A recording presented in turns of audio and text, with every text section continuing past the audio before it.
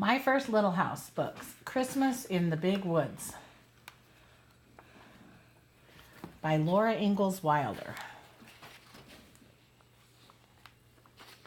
Once upon a time, a little girl named Laura lived in the big woods of Wisconsin in a little house made of logs.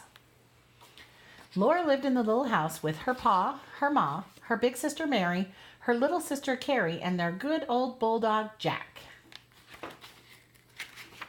Christmas was coming, and the little house was covered with snow. When Pa came in from shoveling, he caught Laura up in a big bear hug against his cold winter coat.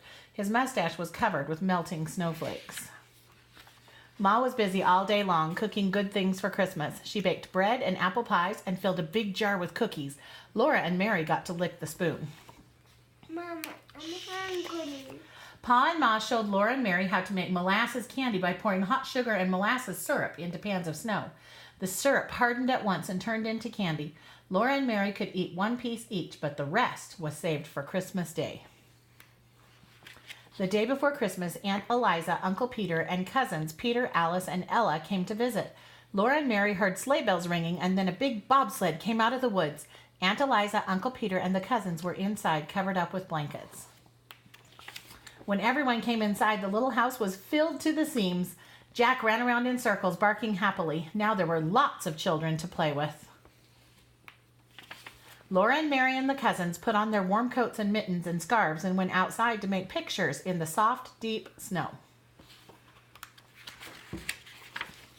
They played so hard that when night came, they were too excited to sleep, but they knew they must, or Santa Claus would not come. So they hung their stockings by the fireplace, put on their red flannel nightgowns, and went to bed. In the morning, they all woke up almost at the same moment and ran to see what was in their stockings. In every stocking was a pair of bright red mittens and a stick of red and white striped peppermint candy.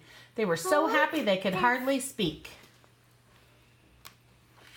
But Laura was the happiest of all. In her stocking was a beautiful rag doll with black button eyes and a pink and blue calico dress. Laura named her doll Charlotte, and she let all the other children hold her. For Christmas breakfast, Ma made each child a pancake man. All the children held their plates next to the stove and watched while Ma made the pancake men one by one out of the pancake batter. Peter ate his up right away, but the girls ate theirs slowly to make them last. It was too cold to go outside, so the children played quietly inside. They ate their candy, admired their mittens, and looked at the pictures in Pa's big green book until it was time for the cousins to go home. Laura held Charlotte in her arms the whole time.